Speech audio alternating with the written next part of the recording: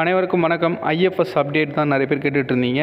Sorry, ரொம்ப personal work and then political ஒர்க்னால என்னால் ஐஎஃப்எஸ்ஸை ஃபாலோ பண்ண முடியல. அண்ட் தென் அந்த மெயில்ஸும் என்னால் படித்து அவங்களுக்கு ரிப்ளை பண்ணுறதுக்கு கொஞ்சம் டிலே ஆகிடுச்சு. சில மறைக்கிறதுக்கு ஒன்றும் இல்லை.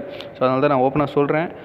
என்னுடைய personal work and then political ஒர்க்னால நிறைய பொலிட்டிக்கல் டிபேட்ஸ் போயிட்டுருக்கு, இன்டர்வியூஸ் போயிட்டுருக்கு. ஸோ அதனால் என்னால் இதை பார்க்க முடியல.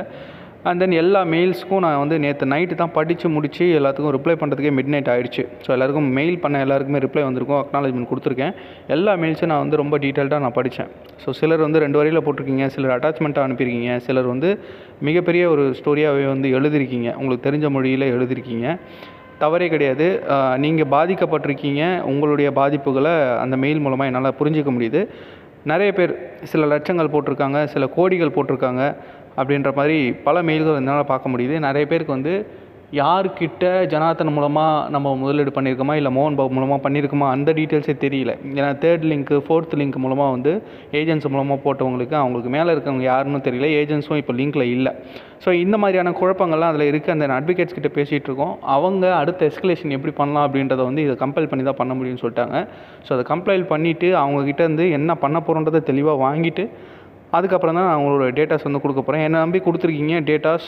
ஒன்று, அது என்கிட்ட மட்டும்தான் இருக்கும், வெளியே எங்கேயும் போகாது. இன்னொன்று, போச்சு அப்படின்னாலும் அது லீகலாக என்ன நல்லது நடக்குமோ அங்கே மட்டும்தான் போகுன்றதை நான் தெளிவுபடுத்திக்கிறேன். அண்ட் தென் அதற்கு முன்னாடி வேறு எங்கேயா இந்த டேட்டா ப்ரீச் ஆகிடுமோ லீக் ஆகிடுமோலாம் பயப்பட தேவையில்லை.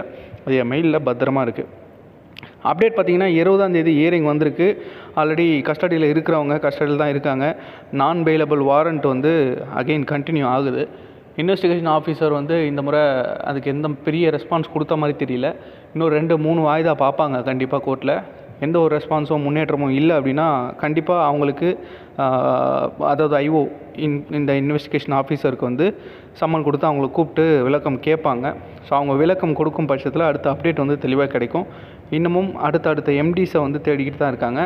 கண்டிப்பாக இன்றைக்கி ஜனார்த்தனன் சிக்கினா மாதிரி இன்னொரு நாள் கண்டிப்பாக அடுத்த லட்சுமி நாராயணும் மோகன் பாபு சிக்குவாங்க அப்படின்னு நம்புகிறோம். ஸோ அடுத்த ஹியரிங் 6ஆம் தேதி மார்ச் மாதம் போட்டிருக்காங்க.